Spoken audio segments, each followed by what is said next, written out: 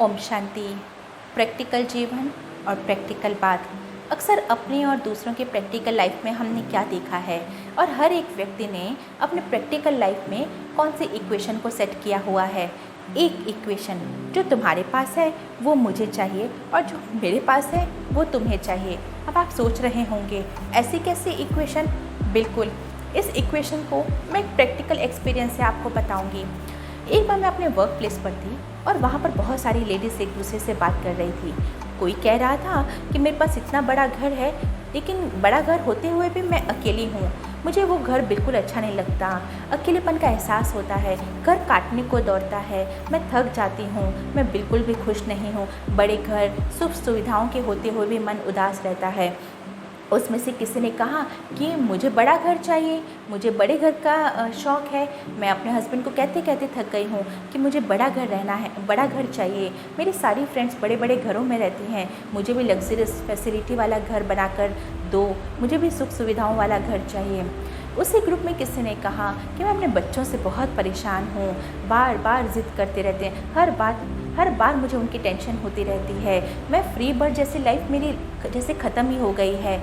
हर समय बच्चों की जिम्मेवारी, हर समय एक टाइम की बाउंडेशन, मैं तो थक गई हूँ। उसी में से किसी ने कहा कि मैं हॉस्पिटल के धक्के खाते खाते थक गई हूँ, मुझे बच्चा चाहिए। लेकिन उसी में से किसी ने कहा कि मेरी बहू ऐसी, मेरी बहू वैसी, और शुरू किया उसने अपनी बहू की बुराई का पुराण। और अपनी बहू की बुराई करते करते एक बात कही उसने कि ऐसा पता होता तो मैं अपने बेटे की शादी ही नहीं करती। उसमें से किसी ने कहा कि मेरे बेटे की उम्र हो गई है और मुझे कोई लड़की हो तो नज़र में बताना, मुझे बहू चाहिए। और उसी में से किसी ने कहा कि मेरे बड़े बाल हैं, मुझे छोटे चाहिए, जिनके छोटे बाल थे उनको बड़े चाहिए, जो काले थे उनको गोरा होना था, और जो गोरे थे उनकी इतनी सेंसिटिव स्किन थी कि उनको नॉर्मल स्किन चाहिए थी।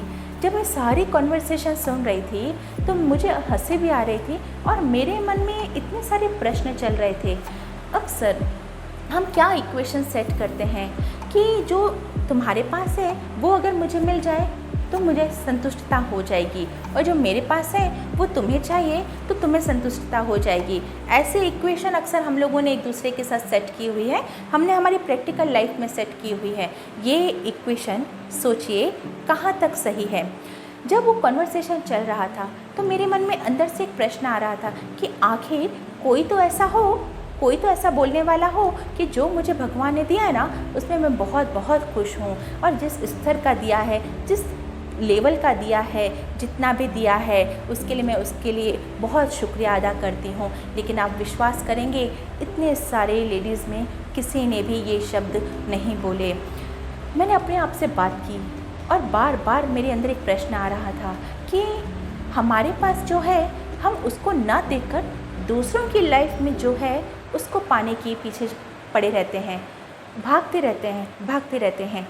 अब एग्जाम्पल से समझते हैं कि अगर मेरे पास जो कुछ है वो आपको चाहिए और आप उसको पाने की दौड़ करेंगे, फिर 2 दिन के बाद आप किसी और को देखेंगे उसकी लाइफ में जो है उसे पाने के पीछे लग जाएंगे, फिर 2 दिन के बाद आप किसी तीसरे व्यक्ति को देखेंगे उसकी लाइफ में जो है उसको पाने की दौड़ने लग जाएंगे।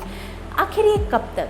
इसको एक नेचर की तरह लेते हैं, जैसे नेचर का एक चक्र होता है ना कि वो साइकिल घूमकर फिर वहीं पर आकर एंड करता है जहाँ से उसने शुरुआत की हुई होती है। हमारा भी सर्कल शायद ऐसा ही है। हमने एक इक्वेशन ऐसे सेट की हुई है कि हमको किसी व्यक्ति के पास जो है वो चाहिए तो हम उसको पाने के पीछे लग जाते हैं, फिर वो मिल जाता है, फिर उसके आगे दूसरा व्यक्ति खड़ा है, उसकी लाइफ में जो है उसे देखते हैं, फिर उसको पाने के पीछे लग जाते हैं, फिर हमने तीसरे दिन दूसरे व्यक्ति को देखा, उसकी लाइफ में कुछ होता है, हमें वो चाहिए होता है, और फिर हम एंड ऑफ दी वहीं पर खड़े हो जाते हैं जहाँ से हमने शुरुआत की होती है। और वो ब्लॉक होता है असंतुष्टता का, वो ब्लॉक होता है कंप्लेन का, वो ब्लॉक होता है कंपैरिजन का। इतने सारे लोगों को हम देखते हैं, सारे लोगों के अंदर कुछ ना कुछ होता है, और जिसको पाने की हम जद्दोजहद करते हैं, दौड़ लगाते हैं, लेकिन आखिर में वहीं आकर खड़े होते हैं और हमारा मन हमसे प्रश्न पूछता है कि आखिर कब तक ये दौड़, आखिर कब तक? आखिर ये असंतुष्टता कब तक? मैं सोच रही थी कि भगवान भी ऊपर बैठा बैठा क्या सोच रहा होगा हमारे बारे में, कि इसको जितना भी दो कम है, जितना भी दो फिर से 2 दिन के बाद नई कंप्लेन, फिर 2 दिन के बाद नई इच्छा, फिर 2 दिन के बाद किसी और व्यक्ति के जीवन में देखेगा तो वो चाहिए। आखिर भगवान भी सोच रहा होगा कि इंसान की इच्छाओं का अंत क्या है। हम भी सोचें कि आखिर हमारी इच्छा का अंत क्या है, हमारे मुख से ये कब निकलेगा कि बस हे भगवान, तुमने मुझे जो दिया उसके लिए मैं बहुत बहुत खुश हूँ, जिस स्तर का भी दिया, जितना भी दिया, मैं बहुत खुश हूँ। ये शब्द, ये बोल हम भगवान के सामने कब बोलेंगे? भगवान भी बेचारा वेट कर रहा होगा हमारे मुख से ये शब्द निकलने के लिए। लेकिन इक्वेशन हमने उल्टी सेट करके रखी है कि जो तुम्हारे पास है वो मुझे चाहिए, जो मेरे पास है वो तुम्हें चाहिए। तो भला ये इक्वेशन हम लेकर कैसे चलेंगे अपने लाइफ में? क्या इस इक्वेशन की जगह पर हम इस इक्वेशन को सेट नहीं कर सकते कि जो तुम्हारे पास है मैं बहुत खुश हूँ देखकर, तुम उसको बहुत अच्छे से यूज़ करो, बहुत खुशी से यूज़ करो, और मेरे पास जो है उसको मैं बहुत खुशी से यूज़ करती हूँ और उसके लिए मैं भगवान को बहुत बहुत शुक्रिया अदा करती हूँ। वास्तव में जो हमें मिला है ना वो किसी के नसीब में नहीं है, इसलिए जो मिला है उसका बार बार शुक्रिया करना है। वो ग्रैटिट्यूड भगवान के सामने बार बार अदा करना है। ग्रैटिट्यूड से क्या होता है, शुक्रिया के भाव से क्या होता है? क्या भगवान को नहीं पता कि हमें क्या चाहिए, हमें हमारे जीवन में किस चीज़ों की आवश्यकता है? उसे नहीं पता। जैसे एक बच्चे को क्या चाहिए होता है उसके पिता को बहुत अच्छे से पता होता है।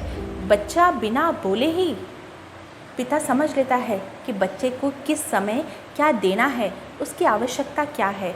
वो भगवान, वो हमारा पिता है, तो क्या उसे पता नहीं है कि हमें क्या चाहिए, कितना चाहिए और किस स्तर का चाहिए? वो ज़रूर देता है, लेकिन देता कब है? जब उसका दिया हुआ, उसके दिए हुए पर हम संतुष्ट होते हैं और बार बार हम उसको शुक्रिया अदा करते हैं। ये शुक्रिया का भाव इतना सुंदर भाव है, इतना अच्छा भाव है, और इस शुक्रिया के भाव में इतना गहरा राज छुपा हुआ है कि जिसने अगर इस राज को समझ लिया, जिसने इस शुक्रिया के भाव को भगवान के सामने बार बार करना शुरू कर दिया, उसे भगवान के सामने बार बार मांगने की ज़रूरत नहीं पड़ेगी। वो बिना बोले ही समझ जाएगा कि हमें क्या चाहिए। अगर जीवन में खुश रहना है तो इसी इक्वेशन को सेट करके चलना पड़ेगा, हमारे पास कोई दूसरा ऑप्शन नहीं है।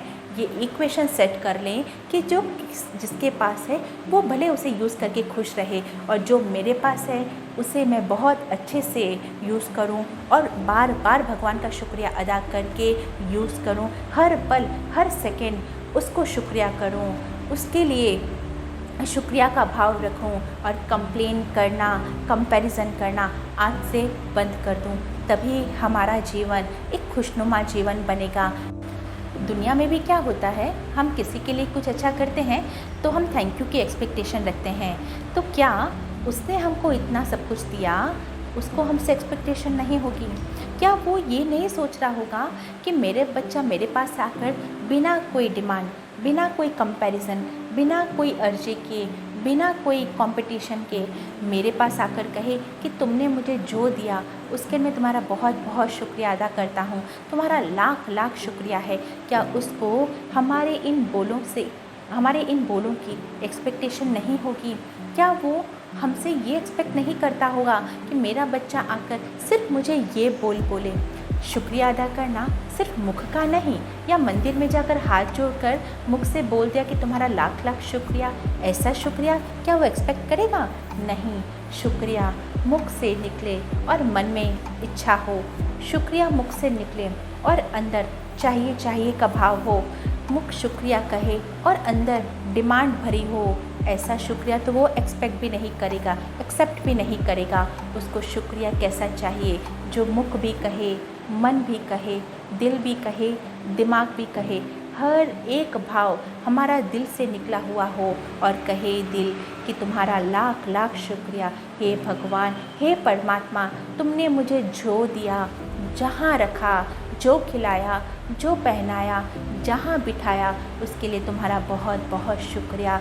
जब दिल से हम उसको शुक्रिया अदा करेंगे तो जीवन की हर एक कंप्लेन, हर एक उदासी सब निकल जाएगी और बिना कहे जो हमें चाहिए वो मिल जाएगा, वो हमें देगा और डेफिनेटली देगा।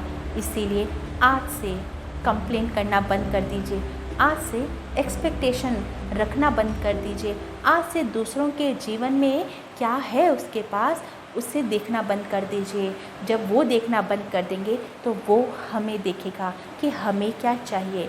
जब वो देख लेगा कि हमें क्या चाहिए, वहाँ से आना शुरू हो जाएगा। और जब वो देता है ना, तो क्या कहते हैं कि जब वो देता है तो छप्पड़ फाड़ के देता है। वो इतना देता है कि संभाले नहीं संभलेगा। इसीलिए उसकी एक इक्वेशन जो उसने सेट की हुई है हम सब के लिए, वो ये है कि जो उसने दिया है उसके लिए बार बार शुक्रिया अदा करें, बार बार शुक्रिया करें। कंपैरिजन, डिमांड, अर्जी सब कुछ छोड़कर एक भाव सिर्फ शुक्रिया का रखें, ग्रैटिट्यूड का भाव रखें। फिर आप खुद ही इस ग्रैटिट्यूड के भाव का रिज़ल्ट अपने जीवन में देखेंगे। ओम शांति। Thank you.